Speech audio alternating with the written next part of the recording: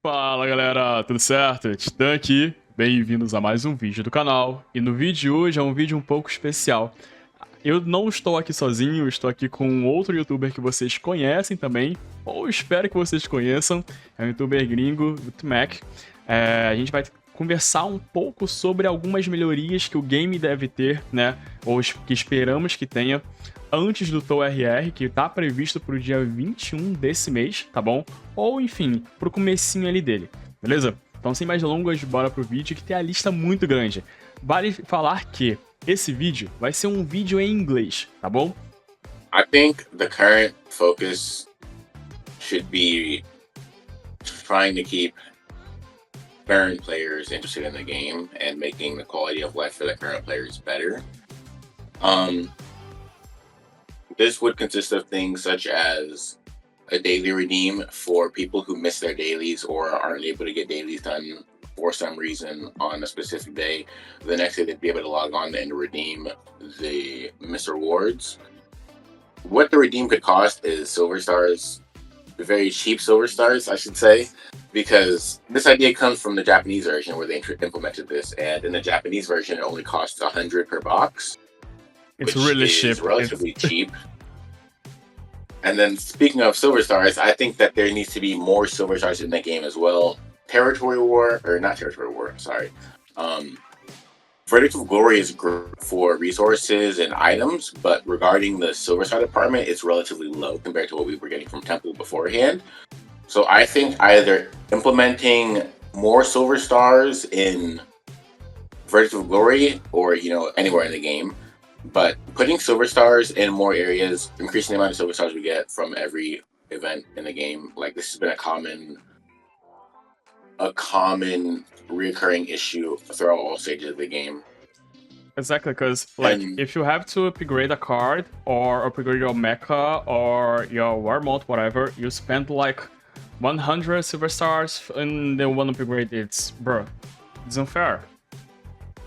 I think one card costs like 10 mil silver stars on average now. Yeah, for real. Gotten pretty high. Another thing that I think should be in the game right now is Mystery Skill 2. Obviously, if you guys go to the Mystery tab, you'll see the question mark on the skill.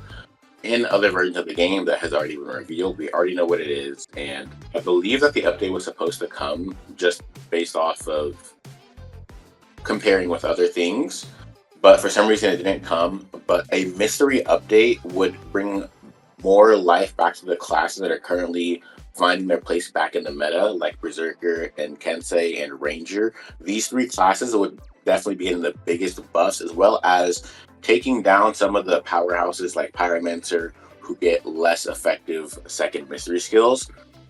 As well as with the mystery skill buff, it'd have to bring about a stigma charge change, where most of the new mystery skills actually add to your stigma charge, because some classes just have bad stigma charges that are very hard to manage, and bringing a change to the mystery skills and the stigma charge would definitely help this. Make a lot of classes have easier ways to charge a stigma. Like currently, Ranger has to use Fairy Phantasm, I think, which isn't a very good skill overall. And by being able to change that to the mystery skills, which they're using both of, would be a huge buff for classes without transforms or other things. Exactly. Like, if you play as Kensei, you play it so you know, like, you have two skills for the for charge Sigma. Is the Dancer's Blade and Bato. Like, Bato is a good skill, but you won't use it in your PvE build. Also, you have to use the Dancer's Blade. And Dancer's Blade is like 15 seconds of cooldown. Also, you get like 3 seconds, 2-3 seconds casting the skill. So isn't that good for your build, since you need to cancel a lot of times just to X-form and etc. So having more skill to change it, like the second mystery, will be really nice for a lot of classes.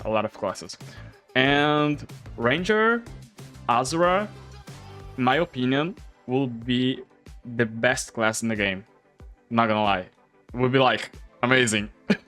And then on the topic of classes, for mechs and dragons. The Sky Carnival shop and the mech shop have not been updated since they came out.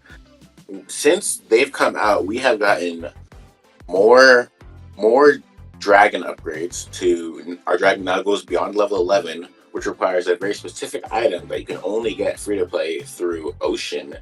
And for the mech, you can only get them free to play through Funfair to go beyond rank 11, as well as there's a new system, Thermal Forge, which also has skills locked behind levels, but for some reason you can only get those through the Funfair as well, but they go all the way up to level 50 and beyond. I think a great way to help these issues would be to update the shops where you get your primary resources for your mech and your dragon, like the Sky Shop, the Sky Carnival shop, and the mech shop, the Eternal Battleground. Yeah, Eternity Battleground shop. By putting the mech ones in there, maybe, I'm not saying a lot, but like 10 of the blue pieces a week and maybe 1 of the gold level one upgrade a month or something. Even that would just be a huge help, because Ocean only comes around once every like 3 months for the dragon, and putting the dragon's heart in the Sky Carnival shop even once a month would be a huge upgrade for a lot of people, especially classes like Asura, which need their dragon to be strong, and even classes like Ranger who need their mech to be strong. I think it would just be a very large benefit for these classes to be able to access more things regarding their mounts to help them improve further as well. Exactly, and I think we should have more way to get purple mechs, you know, because you start to think we need to do the Thermal Forge that requires mech, and also the process. Like, I am outstanding 2-5, close to outstanding 3-1, and I have a way longer way to go. But I get purple mechs in events like Dice and Roulette and whatever. But free to play can't do it, you know. So free to play have to choose between Process Mecha or Thermal Forge. And to be honest, Thermal Forge will be a huge improvement to your account, since you have the plus 15, 20, 30 and 50 skills that you unlock. And like, if you have to do Thermal Forge and you do it, you're gonna give up, like you're gonna miss the process. So we just need, actually we need more like 10 purple mechs per month, in my opinion. And next topic would be a return event. I think that the current state of the game is not very welcoming to new players. New servers become ghost towns within a week, and old servers are impossible to catch up because it's hard to get carried, your gear's behind, your purify's behind.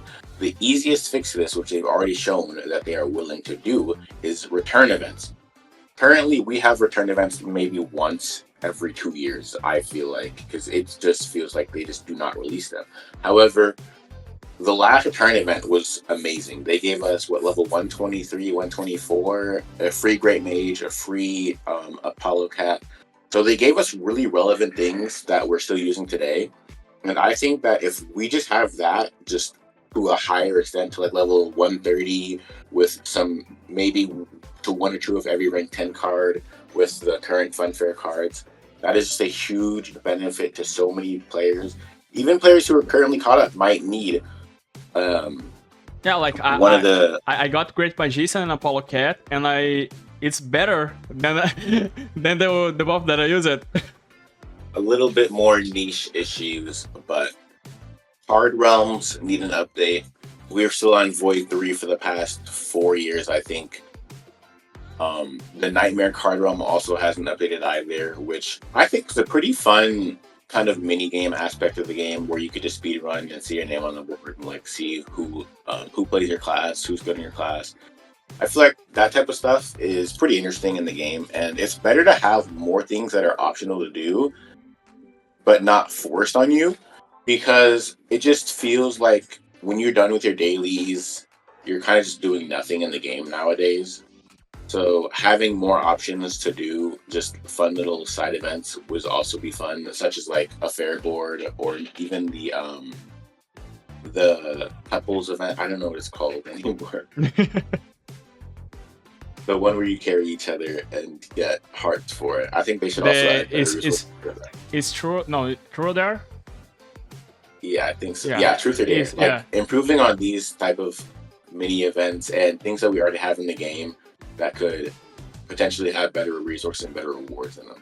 I think we can wrap it up with this next one: server merges. I'm not gonna sit here and talk about server merges exactly because there's also second region, which has an issue being the level gap between the first two servers on second region is 10 levels or 9 or 10 levels, but first region needs server merges. There's some servers in first region that have been completely neglected, like EST85 and EST4. DST kinda, but DST also has like the whales there, like the big whale, so it's hard to kind of balance that server out if you activity. But servers like EST85 and EST4, in my opinion, should be very high on the priority list as to get these servers some help, like genuine, being like relatively honest. And then there's second region where you have servers like EST156 just completely dominating because no one is anywhere near their level, as well as EST187, who's also the next biggest threat, but because they're level 118, and I think everyone else is below 105, but don't quote me on that. There might be another server that's 105 plus. But for most part, in second region, those two servers are kind of dominating. I think either merge the two servers and put them in first region, or extend the first region with those two servers in and then let them catch up and merge them later on. But regarding the server issue, there has to be some sort of thing done to keep the quality of second region, which already is kind of poor, a little bit better, as well as improve on the quality of life in the first region where most of your loyal and older players are, who probably want a little bit more active servers. Yeah, exactly. Right now, like ST4 and ST4 85 is basically that, and that sucks because if you stop to think, like the old days of the game, like when we start to play, we had like a lot of players, a lot of players. We used it to have like tons of guilds, and it used to be fun actually having more people to play, having more friends to do. But right now it's just like 1 or 2 people, 1 or 2 guilds, and that's it, you know, and that sucks a lot. So bringing to that server from second region to first region would be really nice for the older servers too, and for them actually, for the new servers too. But we have a little issue about the level, you know, because SC187 is level 118 right now. Yeah, bro, that sucks. Imagine you are 118 and hitting by the level 131. How are you supposed to make it? That's why we need experience. The return event could also help. Like if they got merged into a higher level server, like let's say they got put together at 156, give them a catch-up max level return event where they can just get to level 128 or 127 immediately. Give them some rank 10 cards, like 2 of each or something, and just make sure that they aren't fed to the wolves, but they definitely need a little bit of help to close that level gap and experience gap. Yeah, that would be like amazing. And we have to think about purify seals that made a lot of difference, mainly in the weapons and the gloves, because give you decoration. And if they give to them like everything like that, would be so nice. Because in my opinion, like I think would suck to just wait a whole year to a new level like we did the past years. Mainly when you have a merged with a high level servers. So if NUNCA start like, okay, give that take that hunk 9, 10, I think, cards and seals and whatever, bro, we'll solve the problem actually. I kind of messed up. Like I You're gonna have to cut a lot because I messed up. I usually retake a lot.